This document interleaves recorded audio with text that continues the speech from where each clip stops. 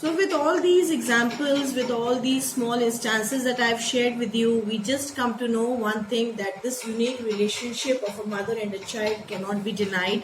And Kamala Das has beautifully portrayed this relationship in a very subtle manner in this 14 to 16 line poem. And that is what I've always been telling you, or I always believe that she is a very simple writer. She writes in very plain and simple manner. Her subject that she picks up is also a very day-to-day, very common subject, but there is a lot of subtlety and profound thought in that. Only that if you read her well, if you try to connect yourself with what she's writing, you will understand that there is so much of depth in her writing. Now I will read out the lines and I will explain you simultaneously, and we will see that whatever we have studied, whatever I have tried explaining you, whether I have justified it or not.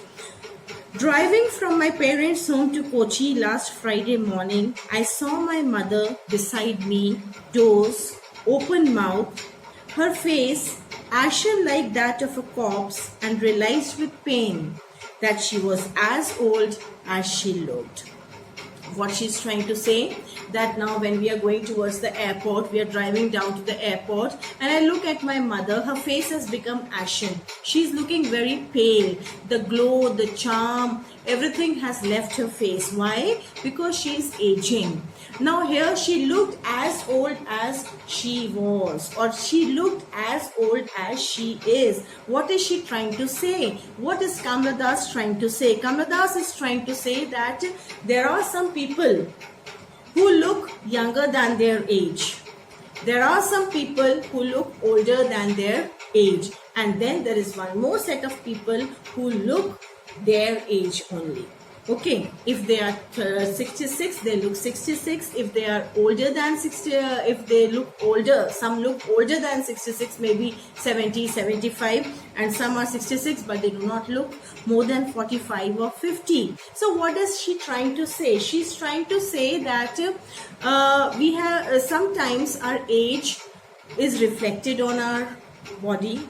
Sometimes the age is not reflected on our personality, and sometimes we look as we are.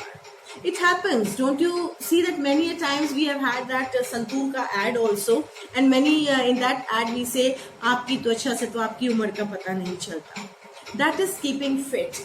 What is she trying to say? Is she trying to endorse that ad, or is she trying to deny that ad? No, she's not trying to do that. What she's trying to say, that when we talk about person looking younger than one's age, it means we are talking about the longevity of the lifespan.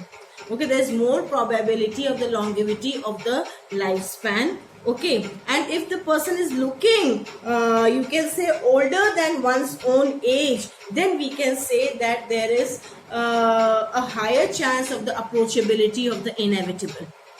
But obviously, in both the cases, the fact of the inevitability of the death cannot be ruled out.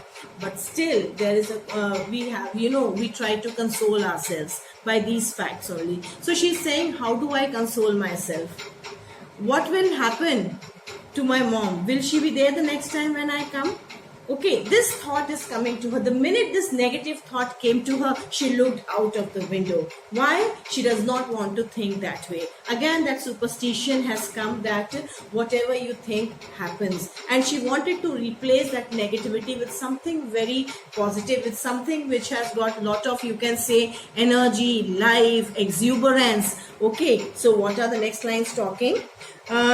Open mouth, her face ashen like that of a corpse. Her face has been compared. Her, you can say, dull and drab face, or you can say lifeless face, has been compared to that of a dead body. Corpse is a dead body. This is a simile here. We know that when we compare, it is a simile. And realized with pain that she was as old as she looked. As old as is again a simile. I've done the explanation part. But put that thought away, and to remove that thought from her mind, to completely erase that thought from her mind, she looked out at young trees sprinting. Look here, the word young has got capital Y. What are we doing by putting capital Y to the trees? Trees are always young. immaterial when they were planted. What is the implication here? Why are the trees called young? What has this word young got to do? Has it got to do with the age or the number?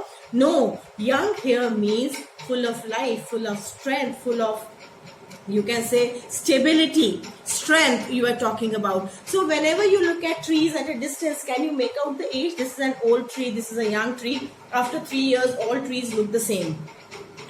But no matter what is the age of the tree, it still has that strength. It still has that, you can say, acumen. It still has that, you can say, characteristic of giving shape to everyone.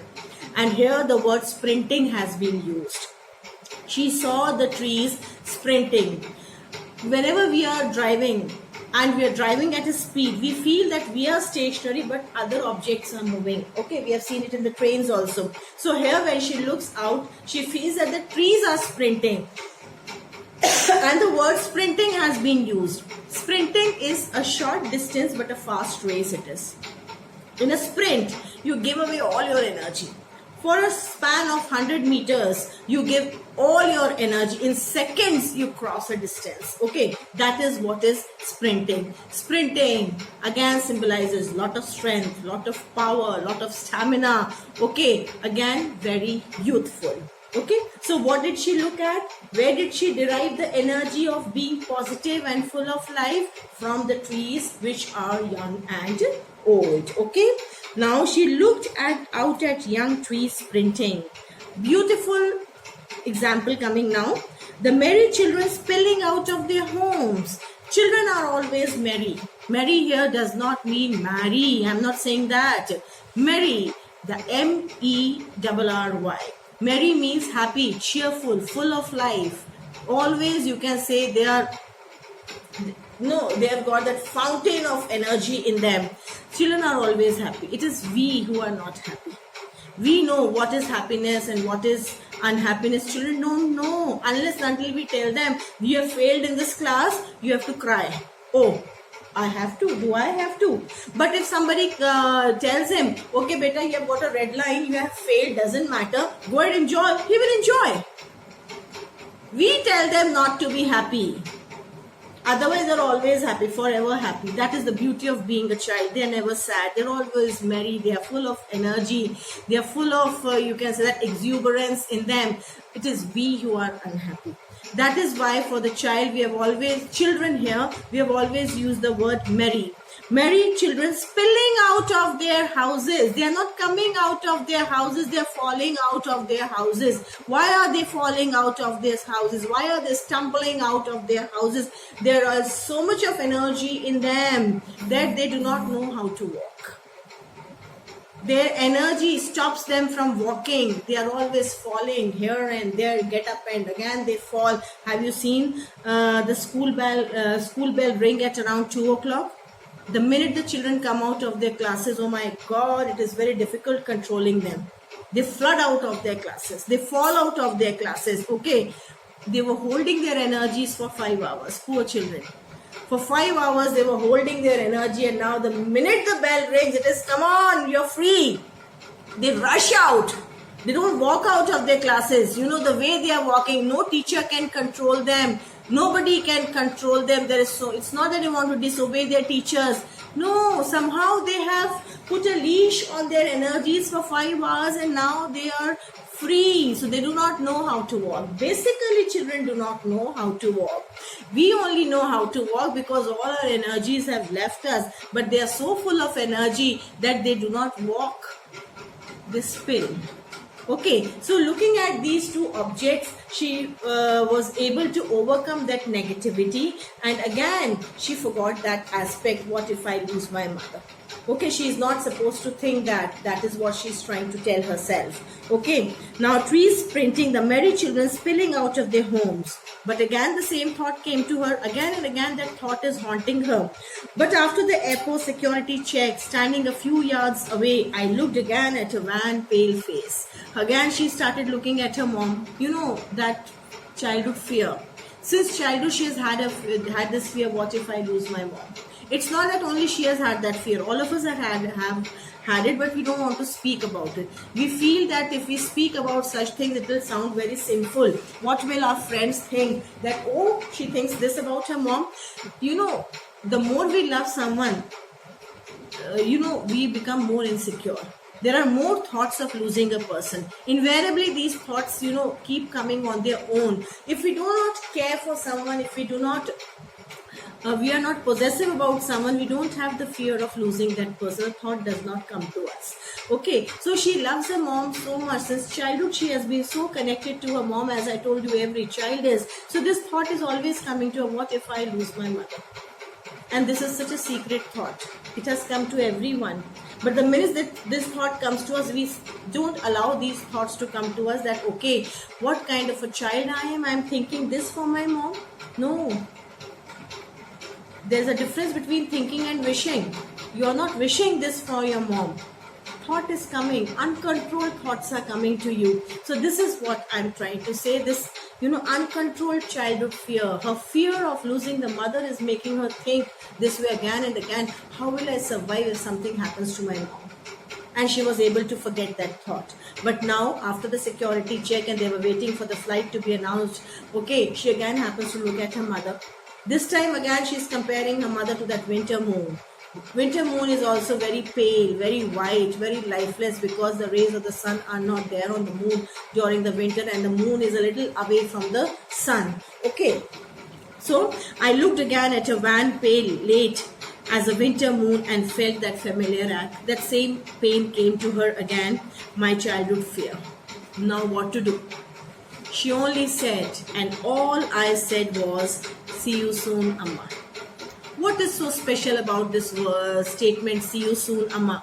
It's not the usual goodbye she was giving. No, she's trying to tell herself. She's trying to console herself. She's trying to, pacify herself that next time when I'll come, I'll again see my mom. It's not that see you is not bye-bye. No, see you soon means very soon we will be seeing each other again. Next time again, when I come, she will be there only waiting for me.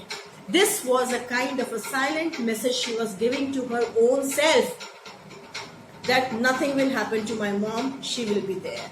So we know that mothers can make out what is going on in your mind. So finally she smiled to hide that sorrow, and she does not want to leave her mother disturbed. At the same time, she also knew that this is going. Finally, when she said, she smiled and smiled and smiled. It's just like that. Itna kyun muskura rahe ho? Kya gam hai jo chupa rahe ho? Thank you so much. I hope you liked the explanation of the poem. Very soon I'll be coming up with another explanation. Till then, if you have any doubts, any queries, if you want to know something about my classes, please write your views or comments in the comment section given below. Please like and subscribe my channel so that I can be of more use to the students. Thank you so much, and God bless you.